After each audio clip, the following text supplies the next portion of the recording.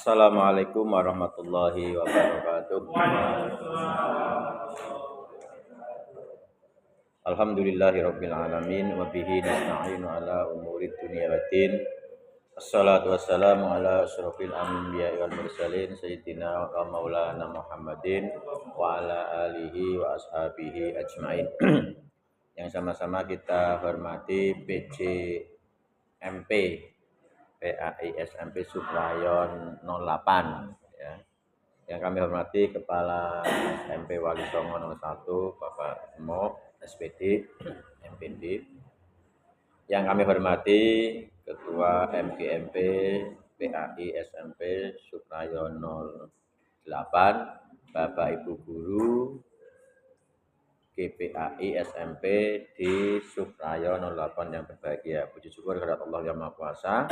Pada siang hari ini kita semuanya masih diberikan umur panjang, sehat walafiat dalam rangka untuk terus memberikan layanan terbaik pada anak-anak kita sekaligus meningkatkan kompetensi kita melalui tempat pengembangan diri yaitu MGMP PAI. Salawat salam adalah kita sanjungan kepada Nabiullah Muhammad SAW. Yang mudah-mudahan kita semuanya digolongkan menjadi umat beliau dan mendapatkan syafaatul ummah dari dunia sampai akhirat. Amin amin ya robbal alamin. Ada 6 hal yang akan kami sampaikan. Yang pertama berkaitan dengan PPG yang lulus.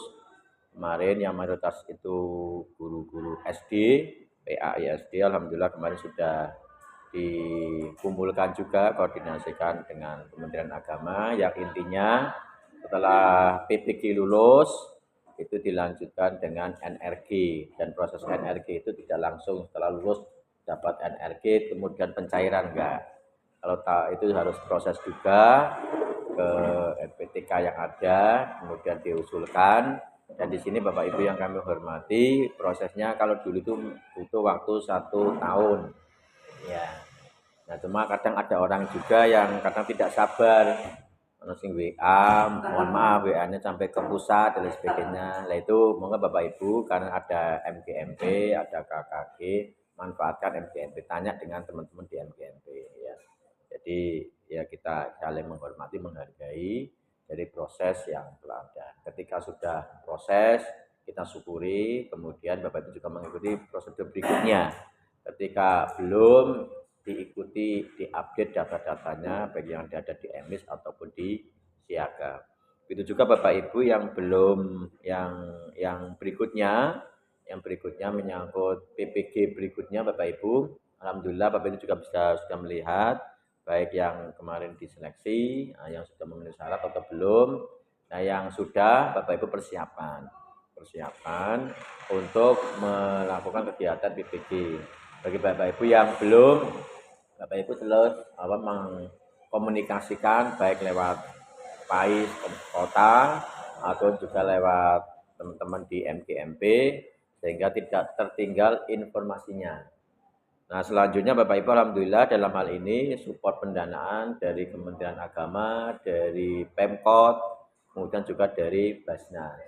Jadi yang tidak tercover oleh dinas itu dicarikan juga di Basnas, yang tidak tercover di Basnas ini dialokasikan dari Kementerian Agama. Mudah-mudahan tahun 2026 itu sudah clear semua. Amin. Jadi tahun 2025 ini sedang proses dan kita support teman-teman yang sudah masuk ke sana. Ini semuanya dalam rangka untuk meningkatkan layanan.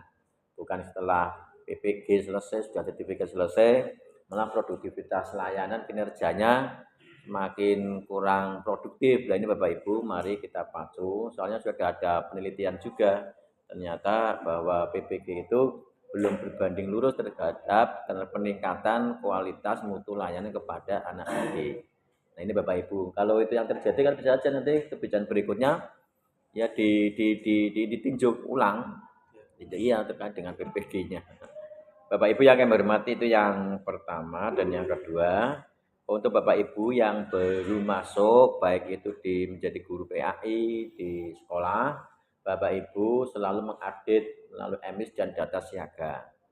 Yang belum Bapak Ibu bisa tanya kepada teman yang sudah clear. Yang sudah clear dari sisi pendataannya. Bapak Ibu yang sudah masuk PPG untuk seleksi, untuk tes dan sebagainya untuk mengikuti kegiatannya, Bapak Ibu bisa tanya kepada guru-guru yang sudah lulus. Jadi itu lebih mudah, lebih cepat prosesnya. Dan panjenengan juga akan apa mana sih yang dikembangkan di sana, materinya apa saja, yang tahu yang melakukannya. Nah itu Bapak Ibu silakan untuk bisa memanfaatkan teman-teman khususnya di dalam kegiatan MGMP. Begitu juga mungkin materi seperti apa. Soalnya kadang waktu yang begitu singkat, biasanya kan juga ngumpul ke modul aja, penilaian dan lain sebagainya. Kalau sudah ada bahannya sangat terbantu. Ya mungkin diadaptasikan dengan sekolahan masing-masing yang Bapak Ibu lakukan. Selanjutnya yang ketiga Bapak Ibu terkait dengan capaian untuk semester 1 PAI. Dan baik dari aspek Al-Quran ataupun dari aspek fikih dan aspek yang lainnya. Di dalam penilaian di situ, secara umum alhamdulillah kalau sudah diolah sudah clear. Tapi ketika yang masih asli, saya masih melihat ada yang nilainya 30 nggak apa-apa. Ada yang 40, ada yang 98. Yang saya ingin kita kembangkan adalah mengapa kok tidak sampai 100. Kalau anak-anak itu nilai bagus sesuai dengan kriteria yang ada, ya nilainya 100.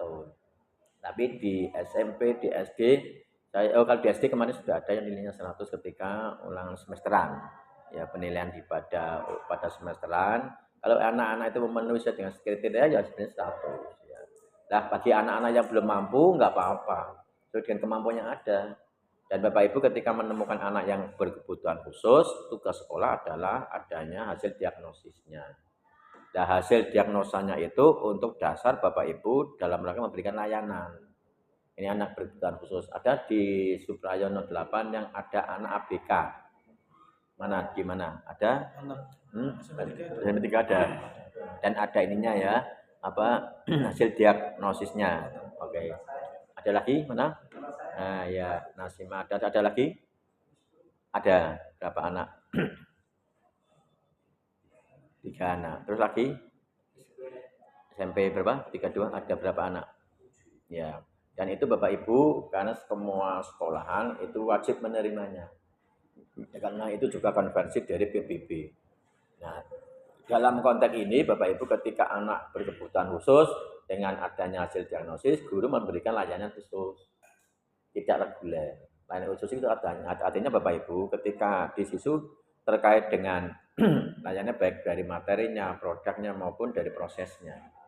Nah, kalau anak berkebutuhan khusus, capaian itu mengikuti yang dimiliki oleh anak. Tidak seperti reguler.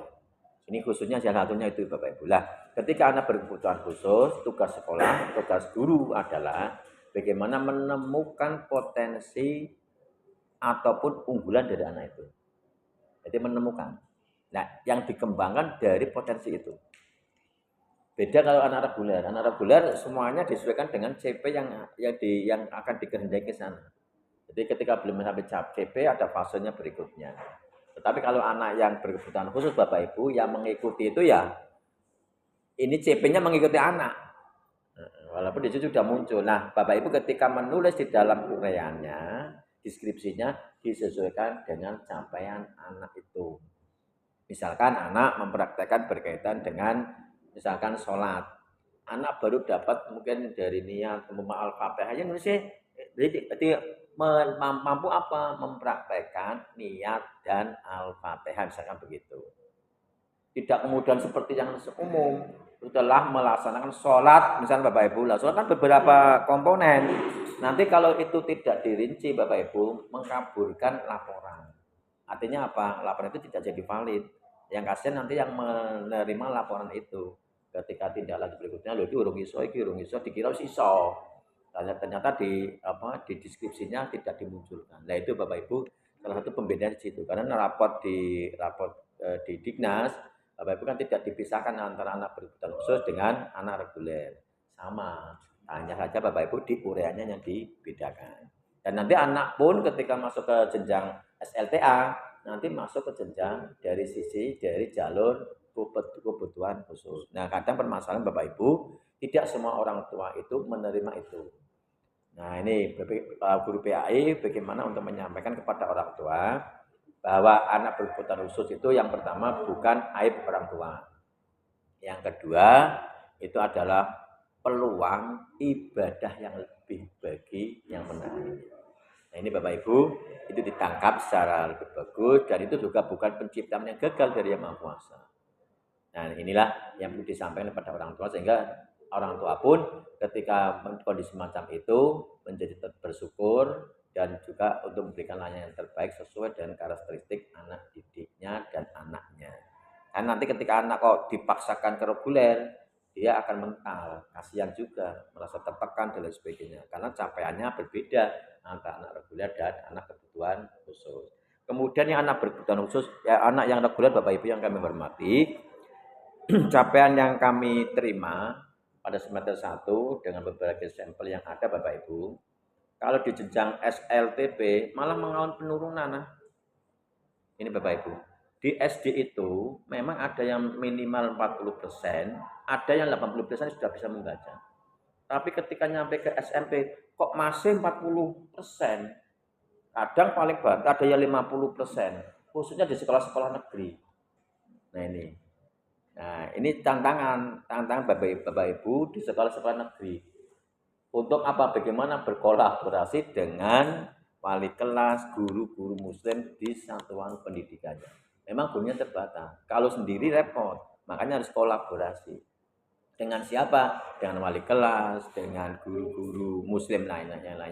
Karena pendidikan agama itu tugas umat beragama. Kalau pembelajaran agama, tugas guru agama. Ini perlu disampaikan pada kepala sekolah, sehingga nanti Bapak Ibu akan mengembangkan bersama-sama untuk capaian anak. Yang menarik lagi Bapak Ibu menyangkut menulis anak. Ini juga masih melihat Bapak Ibu, masih 50% nih. Ada yang 60% alhamdulillah. Memang kebanyakan nurun tulisan. Nurun tulisan Bapak Ibu. Nah, ini menjadi PR kita semuanya Bapak Ibu, baik dari membaca ataupun menulis. Begitu juga untuk hafalan. Hafalan kalau di SD kan sampai ad-duha asames ke bawah. Tapi ketika di SMP malah ad-duha ini apalagi. Nah, ini pembiasaannya Bapak Ibu. Memang kalau di SD itu kita pacu untuk menghafal, di SMP pacu menghafal, di atasnya SD sebenarnya. Di SMP itu sampai juz amma. Kalau SMA juz amma plus. Itu untuk anak negeri. Kalau yang berbasis Islam harus di atasnya itu. Nanti Bapak Ibu kita uraikan bersama-sama ketika belum sesuai dengan yang kita capaikan. Itu Bapak Ibu terkait dengan kebermaknaan nilai dari yang panjenengan lakukan. Yang sudah clear di semester 1, kebermaknanya kita tarik dari aspek Al-Quran. Kemudian dari aspek fikih Bapak Ibu. Ada yang belum mempraktekkan manasik haji. Ada yang sudah alhamdulillah. SMP 3 sudah melaksanakan manasik haji. Nah, silakan Bapak Ibu dimanfaatkan waktu. Manasik haji itu kepentingan mempraktekkan simulasi haji beneran. Iya Bapak Ibu. Bukan tonton ke video manasik haji. Itu namanya nonton video. Apalagi menceritakan manasik. Ana ono, CP ini menonton ke ana ono. Bapak Ibu silakan sesuai dengan kreativitas masing-masing komunikasi dengan kepala sekolah dalam rangka untuk memberikan layanan terbaik pada anak didik kita. Kalau di Sulawesi Agung 1 sudah manasik? Oh dulu pernah. Nah itu per tahun. Karena anak-anaknya kan per jenjang. Yang Nasima sudah? Sudah alhamdulillah. Ini kami berikan apresiasi yang sudah 10 sudah? Belum. Nah ini Bapak Ibu.